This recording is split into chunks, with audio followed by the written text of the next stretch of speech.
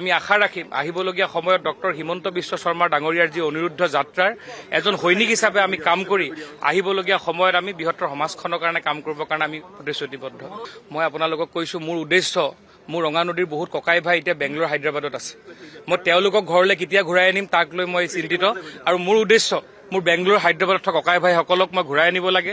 কোনে ইলেকশ্যন খেলিছে কোনে খেলিব বিষয়বস্তু নহয়। এটা কথা ঠিক ৰঙা নদীবাসীৰ এবাৰ লৰাই নিৰ্বাচন খেলিছে আৰু ৰঙা নদীবাসী লৰাৰ কাৰণে যি চিন্তা কৰিব লাগিব মই আগতেও কৈছো যে ৰঙা নদীবাসীত মই কেতিয়াও নেতা নাছিলো আৰু কেতিয়াও নেতা নহয় আৰু ভৱিষ্যতলৈ হ'ব ৰঙা নদীৰ মোৰ নেতা হোৱাৰ উদ্দেশ্য নহয়। ৰঙা নদীৰ মই লৰা আছিলো আৰু আহিবলগীয়া সময়ত বেটা হৈ থাকিব বিচাৰিছো। ৰঙা নদীবাসীক মই কি দিছো নাজানো। ৰঙা নদীবাসী ৰাইজে যি মৰম যি স্নেহ যি ভাল পোৱা দিছে এইটো মোৰ কাৰণে মোৰ জীৱনকালত মোৰ পিতৃ মাতৃ নথকা এজন ল'ৰা হিচাপে ৰঙা নদীবাসীয়ে সদায় মোক অভিভাৱকৰ দৰে মৰম কৰিছে আৰু আহিবলগীয়া সময়তো ৰঙা নদীবাসী ৰাইজৰ মই সন্তান হিচাপে যি কৰিব লাগিব কৰিবৰ কাৰণে প্ৰতিশ্ৰুতিবদ্ধ। আমি এজন LP স্কুলৰ শিক্ষকৰ ল'ৰা।